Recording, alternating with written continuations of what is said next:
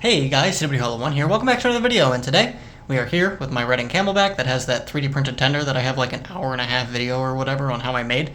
And there's an issue with that tender that we're going to be fixing today. Something that I should have fixed when I first printed it, but didn't, and now it's causing problems.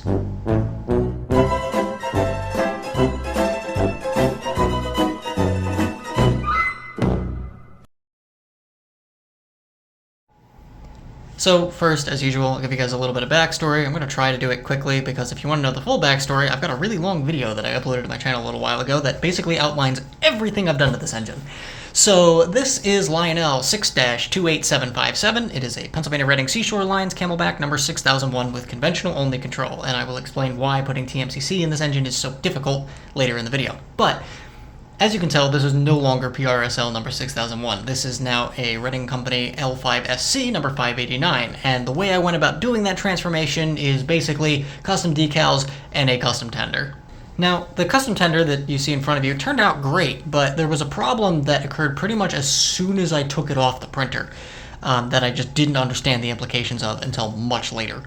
And that has to do with the way that it was printed. So I printed this thing, I designed it and printed it at a PLA on my printer at home, which is pretty old and not nearly up to the capabilities that I needed it to be.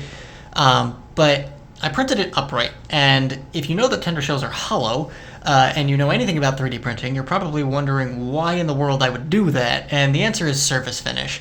I'm not great at post-processing any sort of surface that was FDM printed with support structure attached to it.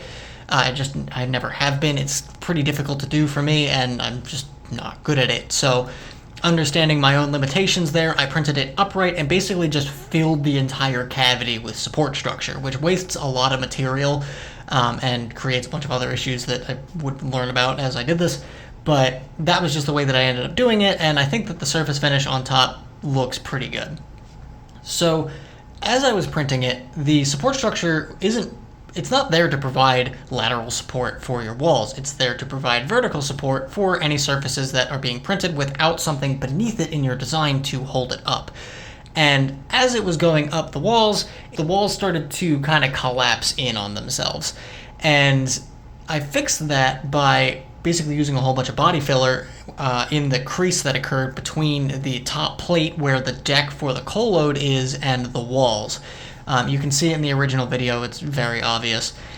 But I didn't do anything about the bottom of the tender because I didn't think that they would cause much of a problem for it being bowed out the way that it was.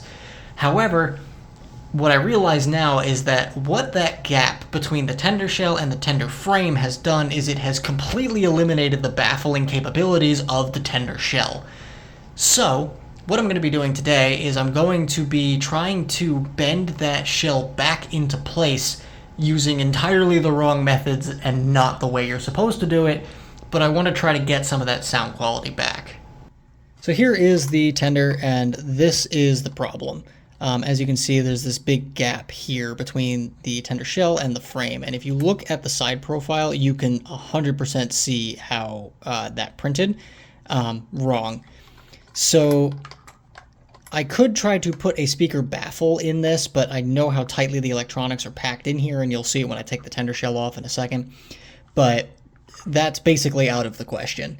So the other method that you're supposed to use is with PLA, because it has a relatively low temperature where it becomes malleable, is you take hot water from either a coffee machine or you heat it up on the stove, and you soak the part in that for a couple minutes, and then the part becomes malleable. And as the part cools in whatever shape you want it to maintain, the PLA will hold that shape. It's a really versatile material in that manner.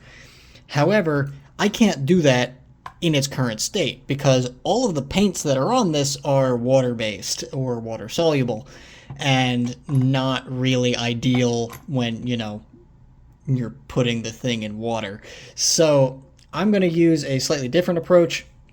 I'm going to take a hairdryer that is broken so it generates way more heat than it should, and I'm going to just basically blast the side of this thing for a while and see if I can get this plastic hot enough that I can bend it into shape and get it to hold that shape. So we'll see how that goes. First step though is to take the tender shell off. It's just the same 4 screws that the original tender shell has, and yes, this is the original tender frame. It's just a different shell. So I'm going to take those off and try not to cause a ton of damage to this thing, and we'll get started there.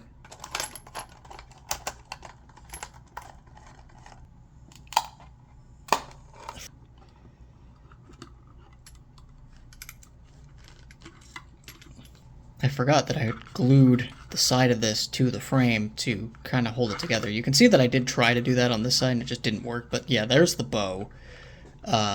Not great, so we'll see if we can fix that. Also, I did mention that I would talk about why converting this engine to TMCC is a bit of a pain in the neck, and that has to do with this board here. So if you're unfamiliar, TMCC RailSounds works primarily from two boards. It works from your RailSounds board and your RailSounds power supply.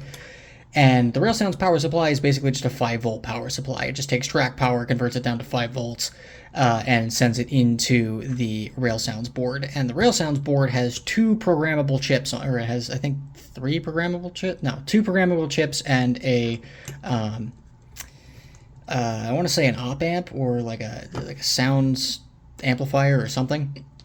But basically, these 2 chips are the problem. So one chip contains all the sounds. That one is fine. That one, you know, if you want a sound set out of a particular locomotive, you take that sound card, which is the bigger one of these 2, and you put that into your sound card that you have, and it gives you that sound with the same function mapping that you had previously, theoretically. So this back chip here is your function mapping chip. That is what controls, you know, when you press the button on the TMCC remote, or you press the whistle button on the conventional transformer, it sends a signal into the locomotive. This decodes it, and it tells the sound card what to do. So that card is the problem. So when you put a R2LC or an R4LC into the locomotive, it works just fine. The engine will run motor control TMCC, no questions asked, but it will not play the rail sounds because this is the conventional only sound card, which looks identical to the TMCC sound card with the exception of the firmware that is loaded onto the EEPROM chip. That chip only allows for conventional control. If you send TMCC signals to this board, it has no idea what to do with them, and just basically ignores all of them. So in order to fix that, I need to get a function chip out of a TMCC locomotive. I think I can use diesels or steam. I'm not positive on that. I haven't tested it. Don't take my word for it until I do testing, and I'll put a video of it up when I do. But this chip here is the primary reason that this is a pain in the neck, because there were 2 chips. There was the sound card for the Camelbacks with TMCC that, you know, also work in conventional control, so you have the card that works in conventional control, and you have the conventional only chips, which also work for conventional control. Makes no sense. Why did they not just put the TMCC chip in here if the TMCC chip works with conventional control? It saves you cost because you have fewer part numbers. It saves you time because you only have one program that you need to load onto this thing.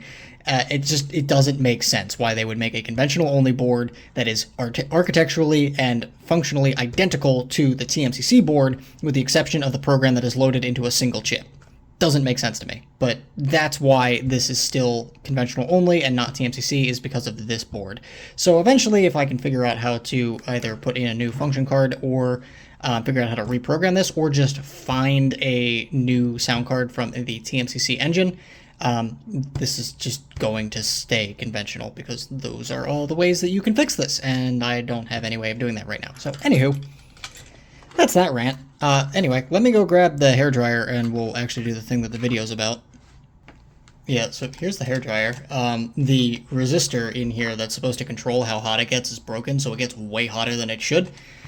So my fiance got another one, and I just kept this one to basically use it as a heat gun, because that's essentially all a hairdryer is.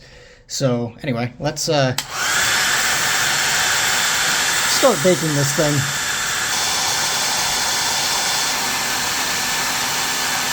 So now it's really hot. You can see how I can just kind of bend this. Trying to be really careful not to just burn myself. But I'm going to basically hold that in and try to give it a curvature towards the frame so the frame pushes it out, and that should improve my seal a little bit. But yeah, I'm just going to basically hold it like this for a little while And I'm going to need to heat up this back section here because you can see that it's still kind of popped out a little bit. But I think after this cools down, yep, there you go. And it holds that shape. So I'm going to heat it up again and try and straighten out a little bit of this and get this bow to go inward. And then I'm going to have to do the same thing on the other side, just to a lesser extent. But yeah, that's basically it. I'm amazed that this thing is just, you know, it gets that hot. I think that's looking a lot straighter. I did just use the edge of my desk as a straight edge to try and pull it in. And I think that looks a lot cleaner. So we're going to do the same thing on this side and test fit it onto the frame and see if it fixed our problem.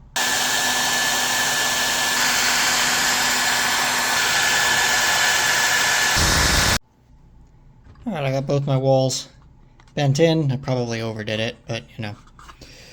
Let's see if we can get the frame back on here. Now this is a really snug fit. And I have no idea if this is gonna go back on quietly. So let's see.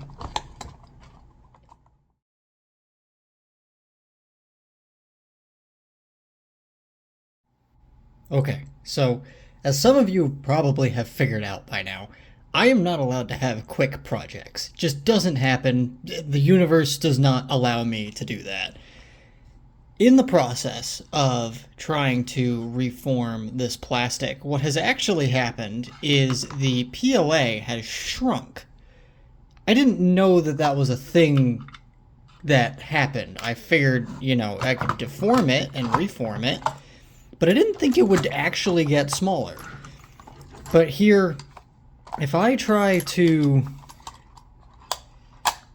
line up where this goes, if I align the front plate with where the front steps were, look at how much shorter the entire shell has gotten. And that's not, like, you can tell that it's sort of arched slightly.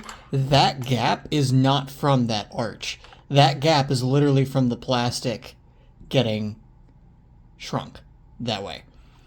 So that's really unfortunate, because what that means is this tender shell is now unusable. There is no way to stretch this back out, trust me, I've tried, without just completely destroying it. And if you want the evidence that I've tried, there's the split from me trying to force it open while I heat it up. It doesn't want to do it. The plastic just wants to shrink. So I'm just going to put this off to the side. I'll keep it as, you know, the first, like, true scratch-built project that I ever did. And I will make a new one. I am currently printing the new tender shell. I already have the new mount for the electronics. I can reuse the stairs. These are fine. So thankfully I don't have to redo everything. But I am going to have to redo the shell, which means I'm going to need new decals because I'm missing 1G, which is incredibly irritating, because this doesn't work with Microsol. So I'm going to need all new decals, and the diagonal decals here I'm just going to have to do the hard way. The nice thing is that because I already have this done, I can just reference this for decals. I am going to need to extract a lot of these detail parts, so like the ladder I need, and this coupler cup bar I need.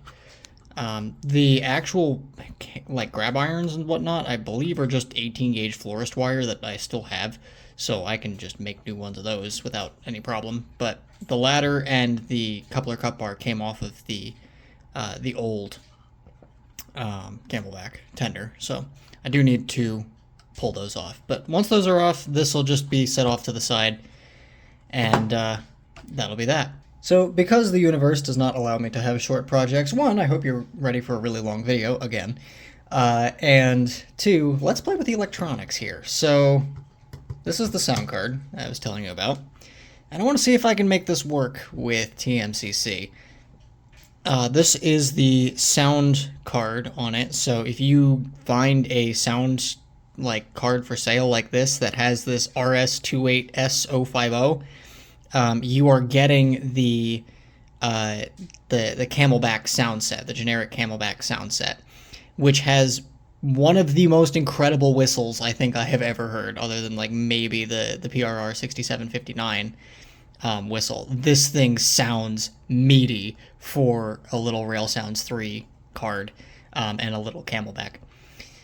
This is the one that is the problem child for me right now, and that is this is the function card, and it is the conventional Camelback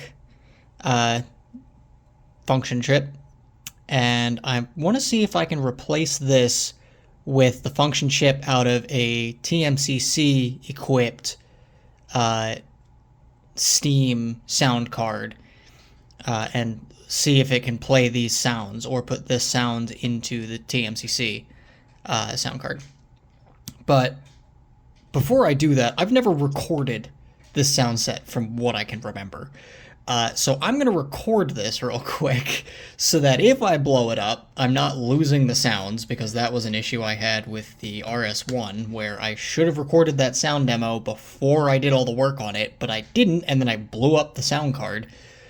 So can't do that anymore. But yeah, let me record this and then we'll play around. Alright, so I got the engine sort of patched up here. Appearance doesn't really matter because I'm just kind of doing this for the sound, but with that being said, let's power it up and you guys can give it a listen.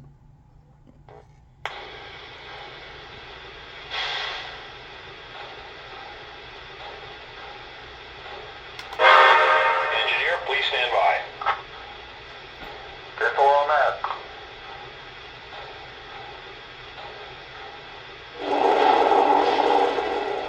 Let me know when we get some track. Careful.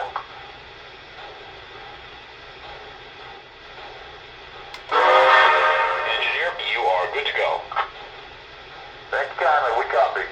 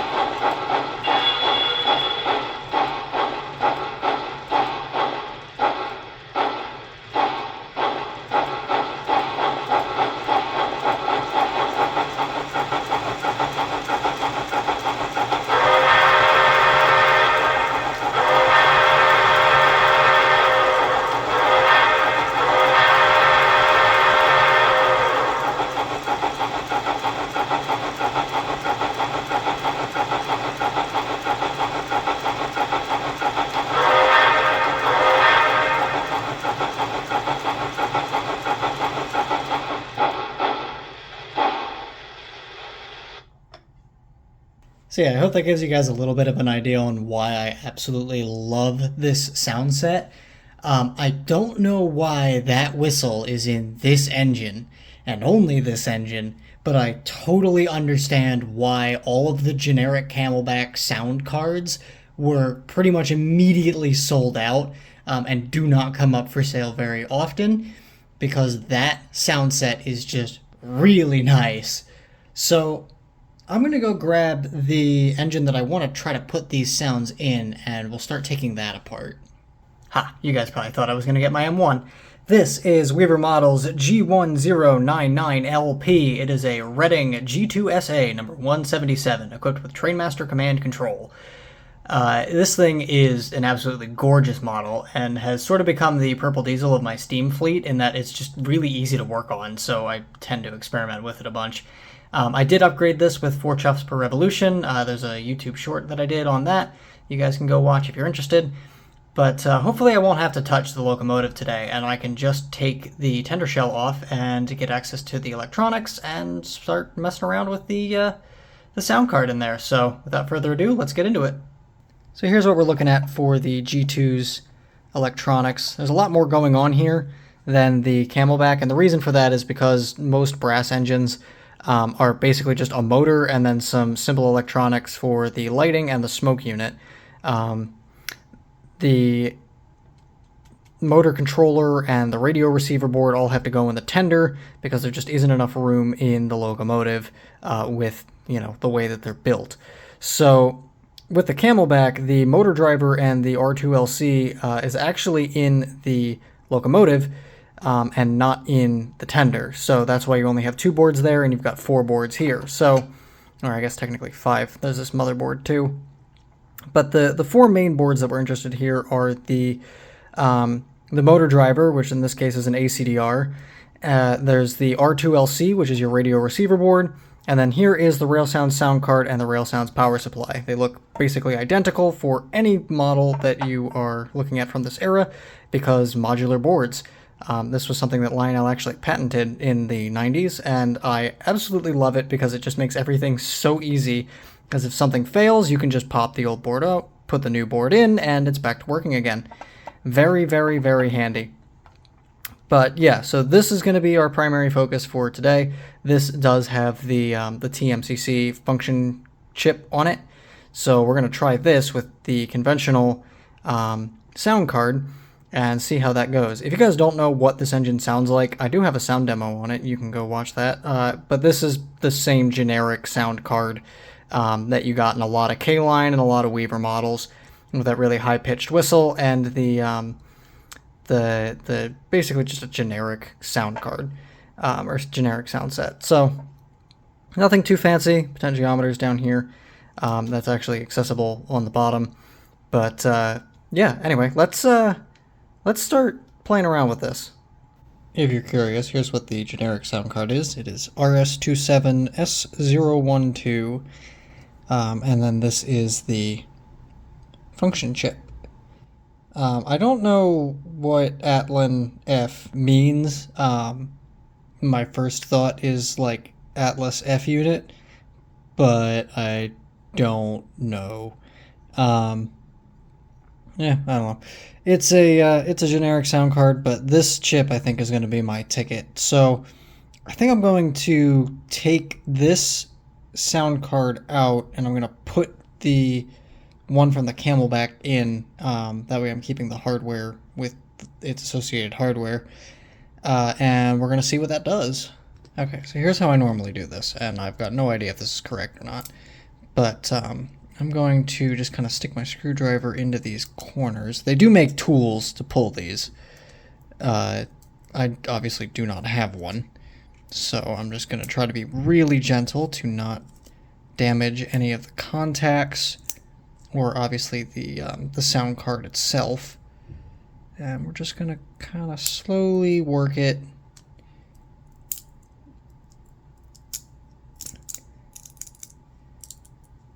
This is the first time this particular chip has been out. This is not the first time I've removed one of these chips, but it is the first time this particular chip has been removed. So,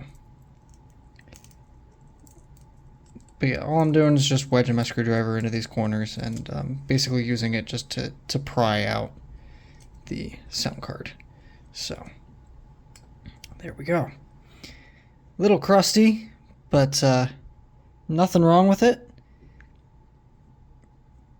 There's no like heat paste or anything like that. It does give you a little indicator to show you where the chip goes. In later versions of this board, I think they actually soldered these pins or these chips directly to this board. You can buy the empty boards. They don't really do you a whole lot of good unless you know how to program these. You can still buy chips. I actually found the parts on DigiKey. I just have no clue how to program it, nor what programming is on these. And then this chip, you can read it and write to it, no problem, no questions asked. This chip is locked from the factory, so can't really do much there. But I would need to. I have an idea for how to figure out what's going on here, but that's a huge project for a later date when I'm, not swamped with a bunch of other stuff. But anyway, that's the TMCC card. So let's take out the conventional card. Now this one I think I've taken out before. I think. There's our conventional sound card, and I'm just gonna plop it into here.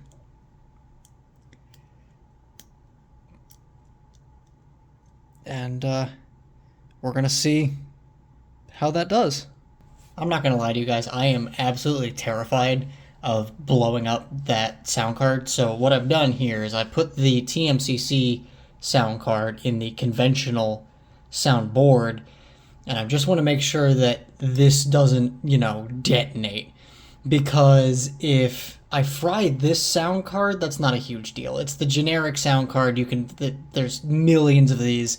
They're super easy to find. The Camelback sound card is a lot harder. So if this goes wrong, then I know that it's not going to work. If this doesn't go wrong, then I'm a lot more confident with putting it in the G2. But let's power it up and see what it does. Hey, I think it works.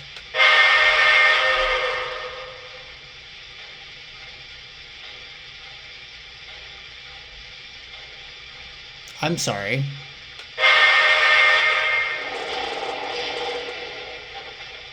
Hold on, that's not what I was expecting. I'm amazed that some of you guys actually give me any credibility. I had it backwards. This is the function chip. This is what tells the sound chip, which is the little one, what to do. So, yeah, my bad. But what that told me is that this, with the TMCC function chip, doesn't fry the sound card. So what that means is that theoretically, I can just take this board, ignoring the hardware thing that I said earlier, just take this board, plunk it into this tender, and I should just have these sounds with TMCC. Maybe. I don't know. So I did go ahead and I switched over all the cards, so I now have the function chip that came off of this board with the generic Camelback sound card. And we're going to see if this does the thing that I want it to do. I think I'm going to test it in conventional first, just to make sure I'm not going crazy and don't blow anything up dramatically. And then I'll put it in the TMCC engine and we'll test this sound card with TMCC functions. Okay, let's see what this does. Alright, good.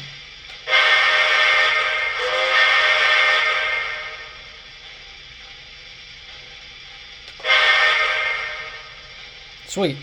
Does exactly what it did before. Fantastic. So now we can put it in the G2 and we'll test it with TMCC functions. Also, if you're wondering, the sound cards do have the same arrow, but for example here, you can't tell which way is the top. There is this little indent here that shows you the top, but also, if you look at the shape of this, it's not exactly a rectangle.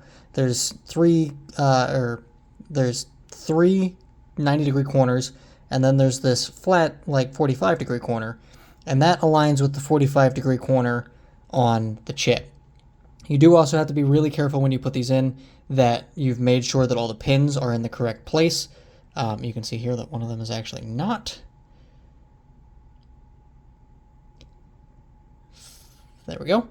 And if those pins get crossed or bent or anything in any weird way, they will, not work. So we can slide this in here for the time being.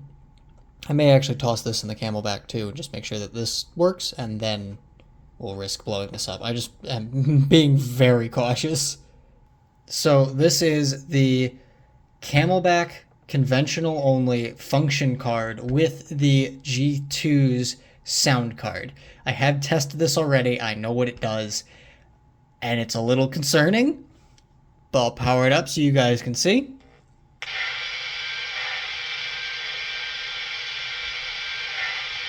Fire it up. It sits here and idles, no problem. The second I blow the whistle, watch what happens.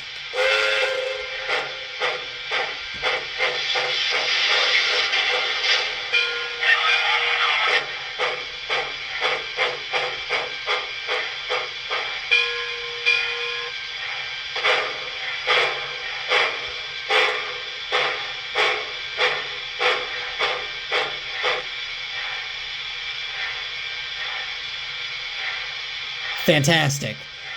It doesn't break the sound card, so I'm not totally freaked out, but that is a little concerning.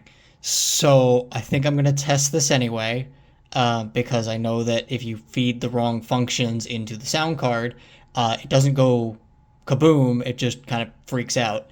But yeah, I'm a little nervous about this, but let's see what this does. Okay, I'm freaked out. Let's see what this does. Please don't blow up. Please don't blow up. Please don't blow up. Nothing. Okay. Oh, oh, oh. I hear it.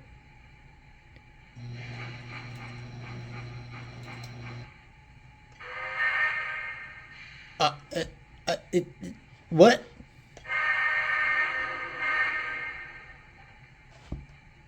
It's really quiet, but it's doing the thing. Hold on, let me turn up the volume.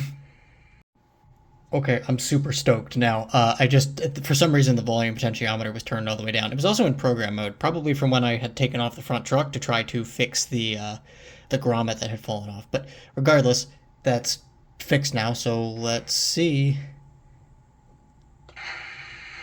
Oh boy.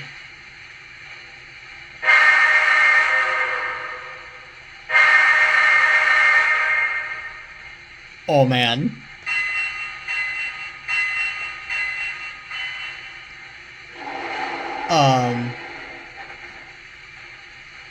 Do I dare press the crew talk dialogue button? Sure. Let me try some other functions first, actually. 3 works. 6 works. Volume down, volume up. Smoke unit on off. Reset. Doesn't do anything. Alright. Okay, 2 doesn't do anything. 7 doesn't do anything. Fine by me. That is awesome. I guess there's a couple other sounds we have to check. Direction. Yep. Makes that. Front coupler. Yep. Rear coupler. Yes, sir. Oh, man, that is... Wow. Okay. Things have been learned. See, this is why I do this stuff, so that you guys don't have to. So what we've... End of the day, what has happened here? You can put a conventional-only sound card with a TMCC function card in a RailSounds sound card. No problems. You just don't get crew talk, you don't get tower comm. Everything else works just fine. If you take a TMCC sound card and you put it into a conventional-only equipped sound card, like the function card, if you make those two together, it freaks out, has no idea what's going on. So if you guys run the conventional only variants of these engines and you want to have the TMCC sounds from another locomotive in your conventional only engine, you have to run the full sound card from that TMCC engine in your conventional locomotive. Otherwise, it will not work. You cannot buy just this little sound card, plug it into your board, and call it good, which I think is fine because I don't know many people that just sell these things. So that's cool. But what this also means for us is that if you don't care about tower comm and crew talk, which, I mean, the tower comm and the chatter that this chip has for the conventional is really nice. But if you're not worried about that, you can take the sound card out of a conventional only locomotive and just plug it right into a TMCC sound card, and you're fine. You can run it just without tower comm and crew talk. So that is amazing. It opens up the door to a bunch of possibilities in terms of swapping sounds from one locomotive to another. So really glad I tested that, really glad I learned that. I'm going to keep this sound card in this engine for a little while we're rebuilding this tender, and just keeping in mind that the sound card that is in it is out of this engine and doesn't behave well under conventional control. So yeah, that is pretty sweet. Honestly, I think the most amusing thing out of everything that has just happened is that now that it is working, the music truck is going through the background playing I've Been Working on the Railroad. And if you don't know what the music truck is, that's totally fine. It's a My Family thing, and I'm sure there's other families that do it, but yeah, it's the music truck. But it's playing I've Been Working on the Railroad, which I just find hilarious, because this. Okay, now that I'm listening to Rudolph the Red-Nosed Reindeer in mid-June, let's go back to this. As I pick up the command base, because my controller is right here. Tender shell's back on, so it's got the baffle now, so let's see how loud and obnoxious this is. Oh, wow.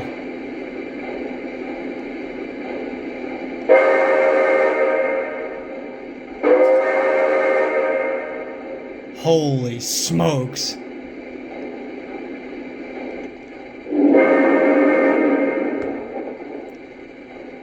Wow, okay, I no longer regret messing up the shell to fix the baffling. That is insanely deep. I don't think the camera's going to do any amount of justice. Just, like, the amount of bass, like, the disc was, like, slightly vibrating. Holy smokes. RailSounds 3 and 4, I have said it so many times. Why don't they make sounds like this anymore? Holy cow. Anyway, I do have one more thing I want to check with the other Camelback real quick. I have a theory that the spazzing out issue is a user error. If you remember, when this had the correct sound card in it, when you blew a short whistle when the engine was stationary, it would start some crew chatter. And it would basically just, like, are we clear to go, whatever, like, let me know, stand by. And I'm thinking that chatter is what's creating all the weird sounds coming from the sound card, because I only did a short blast of the whistle. So I'm wondering if I do a long whistle blast, if that fixes the problem. So let's fire it up and test it out. So weird to hear those sounds coming from this engine. Yep, spot on. Short whistle blast, it freaks out because it's trying to do all the cab chatter. Long whistle blast, does not care. Oh, I lie. It kind of cares. Oh, I've never heard a double bell before.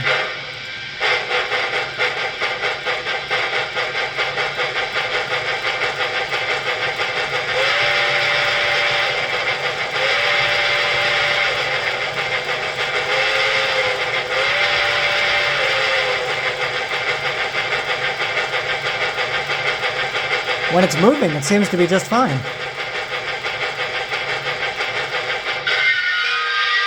Oh. Maybe not. I hit the bell and it did that.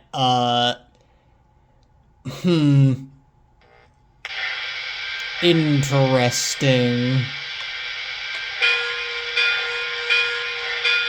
Okay. When I'm stationary, the bell works just fine. Long whistle seems to work. You are cleared for departure. I'm sorry, what? Interesting. Okay.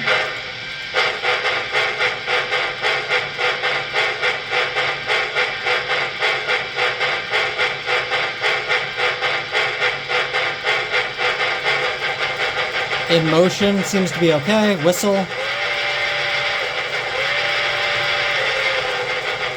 Works fine. Bell. Whoa.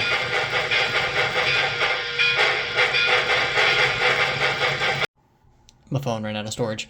Okay, so functionality breakdown for conventional sound function card with the TMCC sound card. Stationary, long whistle blast works, bell works.